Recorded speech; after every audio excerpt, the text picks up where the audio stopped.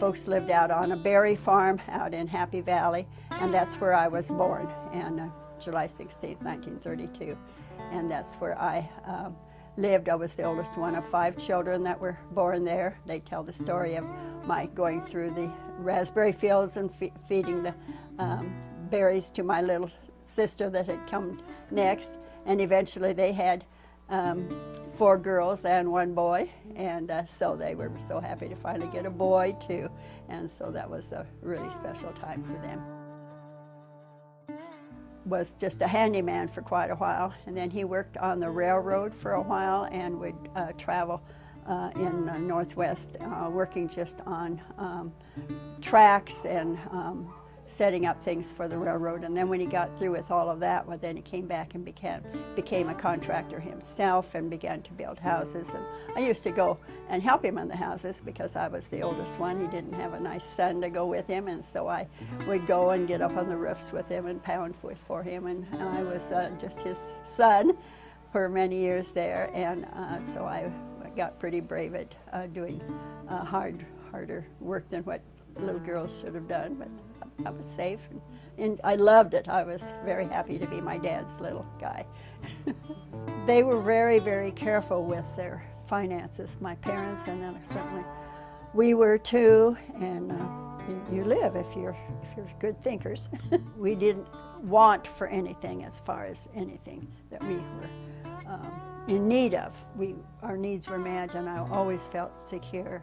Went to Joseph Lane Elementary School and Franklin High School, and was very happy in my childhood. I had no trauma. My parents were perfect, and we were very related to the church. My dad is the superintendent, my mother was the missionary president, and we were very much encouraged to take part in church in all aspects of it. Going out in the front yard of our house with some big long carpets, rugs, and fixing big rooms, different places that we could play house and school. And of course I always got to be the teacher because I was the oldest. And as it turned out, I became a teacher for many years, but this was helping me to get that experience. Since my parents were so involved in church, why they were asking us to be so involved too. And I took piano lessons, and my dad got me started playing for Sunday school because he was in charge of things there. And that was probably about when I was 12 years old, and I've played for church all these years.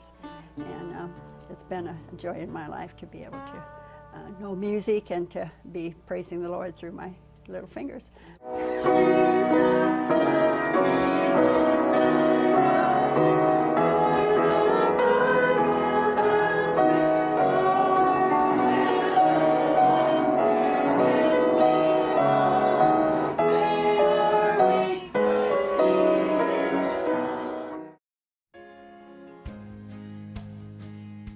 I was at church a lot, and then this handsome young man came to our church, and so I was there, and he came to a youth activity, and I was playing the piano, and he was touched by that, and that was kind of the first thing that he remembered about me. But then also worked in the church together, and he became the president of the Young People's Society, and we did special prayer meetings, and we did a lot of things together religiously, and this was eventually led to our marriage. He went to Northwest Nazarene College and graduated with a degree in religion, and so he was happy to look for a church to pastor, and our first church that we pastored was a tiny little church in Boville, Idaho, which was up in the mountains and above Moscow, and he was really happy to be the pastor there. We lived in the parsonage and lived and worked there, and then through all those years we had our own family little growing, and we had 5 children, and I should tell you their names: Carolyn, Diane, and Ed, and Steve, and Ron, and we were very, very proud of our family. They just were cute children and cute young people, and grew up to be servants of God and to be responsible young people in in their jobs and in their lives. Well, I never felt like I was the front person. He was the dogmatic person in our relationship, and but I wanted to support him and to help him in every way that I could in connection with the work that he was doing, whether he was preaching or whether he was teaching. And I would help him sometimes with grading papers and help him get organized on things that he needed to be doing in his occupation.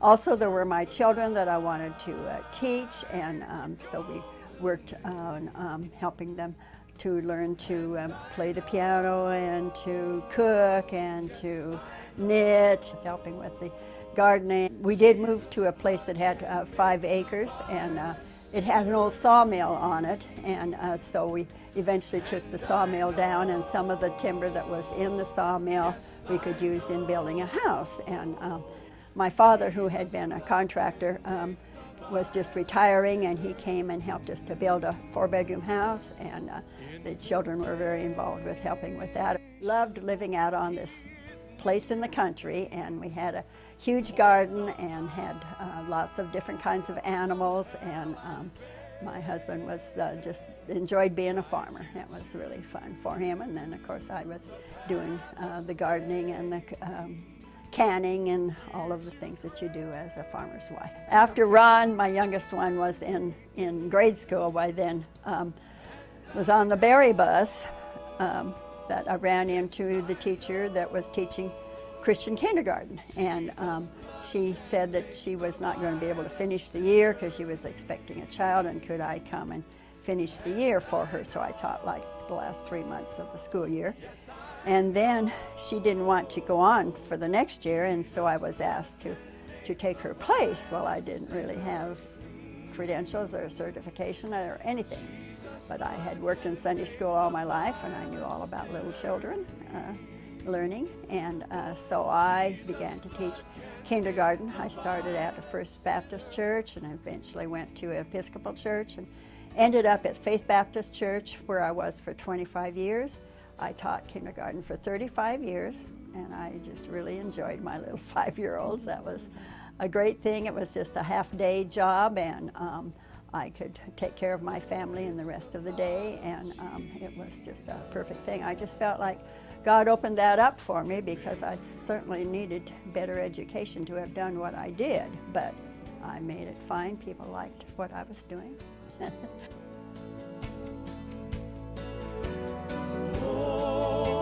Blood of Jesus,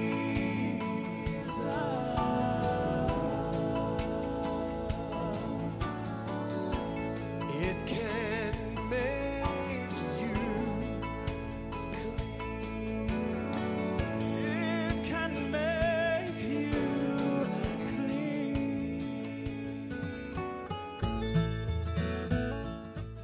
I have 14 grandchildren, and I have 14 great-grandchildren right now, and there's some more on the way coming up in a few months.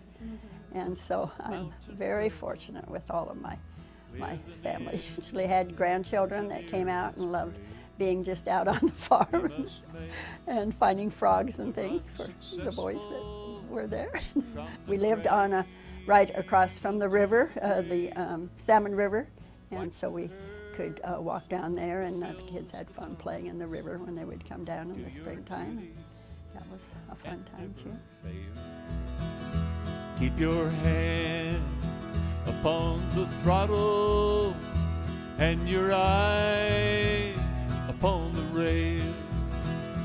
Blessed Savior, thou must guide us till we reach that blissful shore, where the angels wait to join us in thy praise forevermore.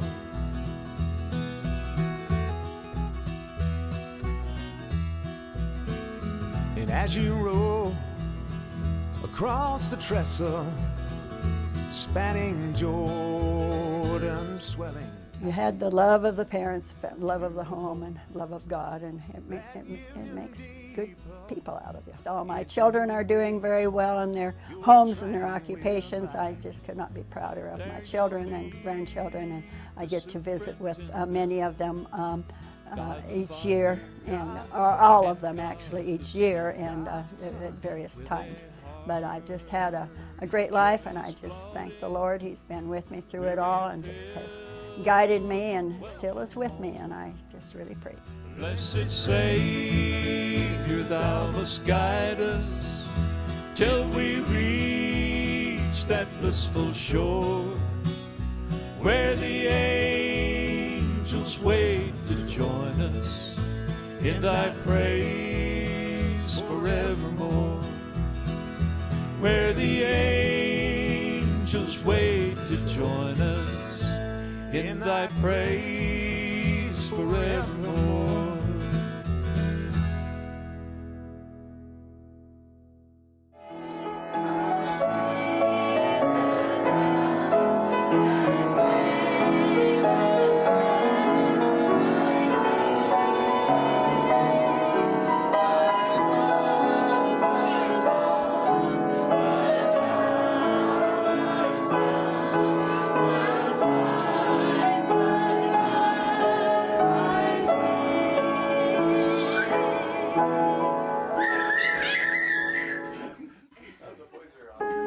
We're all smiling.